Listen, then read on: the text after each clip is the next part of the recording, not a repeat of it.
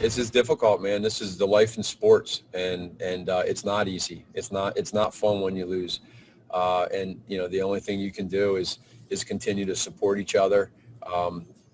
Just fight for one another and understand that it's not because of lack of trying. What my job is to do is to make sure that each and every week I'm giving it everything I can as a coach and as a leader, with these guys. So I have to make sure that I do that, and any other thing that's a distraction.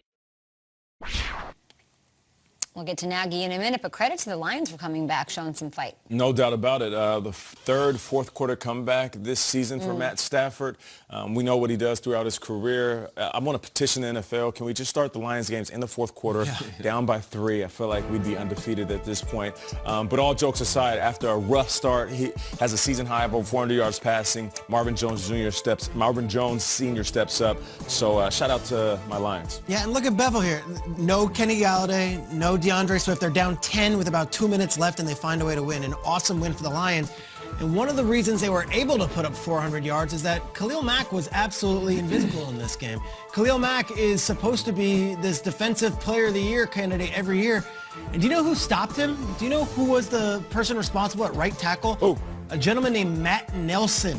Matt Nelson, who was a rookie last year out of Iowa, who converted from defensive player to offensive tackle. This has been a project for him. He was a 3-year defensive starter at Iowa. It's crazy. Converts from defensive line to offensive line. And look at that bottom note there. Blocked Khalil Mack in week 13. Mack, in the biggest game of the Bears season, had 0 sacks, 0 tackles allowed. It's a wild stat line. We love to give credit to the young guys who step up in big spots.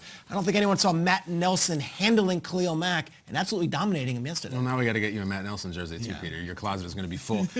Credit to Detroit. The Bears totally blew this game. They had it. They were up 10. That questionable, did Detroit win it or did Chicago lost it? I'm really racking my brain. My entire life, even growing up in Chicago, if I can remember a time when the Chicago media had sharper knives and more fiery takes, I can't. Even the weirdness of the Tressman era, the flatness of the Wanstead era, the sort of nothingness of the John Fox era, it is hellfire. And it's fire Nagy, fire Pace, sell the team, like complete reset from start to finish. And I think I know it's why, because there's been bad Bears teams and there's been disappointing Bears teams. This team was 5-1. 5-1, just cruising. You're beating the Bucs on national television. You're going to the playoffs. Who knows? And they haven't won since. And this is a team that was a Super Bowl contender allegedly last year.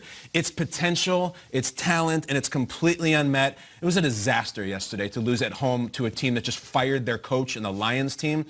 You look for something positive. There's almost nothing there. It is nuclear winter in Chicago right now. Deservedly so?